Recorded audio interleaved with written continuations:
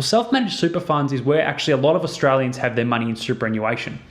Once you get above a certain balance, it makes sense to have a self-managed super fund, because instead of paying all these different platform fees and all these different companies to manage it, you essentially pay an accountant to lodge a tax return and an auditor to do an audit. Now, what's probably most important about an SMSF or a self-managed super fund is that ASIC recently released a paper to say that you probably shouldn't have an SMSF if you have less than $500,000 in that SMSF, simply because of the cost of running it and the time it takes to run it. They just say it's not worth it. So think about that if you are thinking of starting an SMSF. Probably most importantly is that with a self-managed super fund, you can do some really, really creative things. You can start not only investing in shares and managed funds and index funds like the other funds can do and those retail funds, but what you can do is you can start investing in property.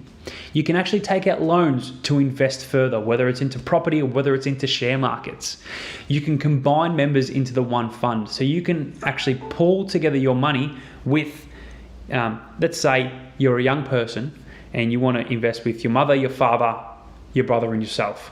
You can combine 4 people's monies together and create a super fund, essentially, and invest that money together. People don't realize this, but you can even go into things like property developments. So what you've got to realize if you're ever going to think of these kinds of strategies is there's a lot of rules around the use of debt within super, having arm's length income, so market rated income or market rated investments. There's also rules around investing with yourself or key persons who are basically related to you and the restrictions around that.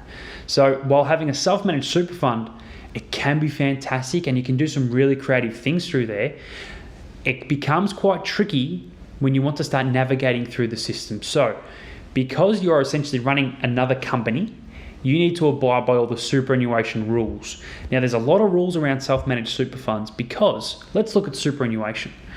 You're taxed at a maximum rate of 15% in your super fund. If you're in accumulation, so you're still building your assets, and you sell something after holding it for 12 months, you get 1/3 discount. So essentially you pay about 10% tax. But if you hold that asset until retirement, so you're in pension phase, then you can sell something and not pay any capital gains tax. So getting out of things tax-free, and you start to earn income tax-free. So because this is so tax efficient and such a tax efficient environment, the government and the ATO have really had to create quite strict rules around how people can use it and what the uses of the monies are for. So in order to prove what you're doing with the money and what money is there, you need to lodge annual tax returns, annual financials, and you need to get annual audits as well, just to make sure everything's kosher. And then what these audits do is they also track people's balances depending on who's got what superannuation balance.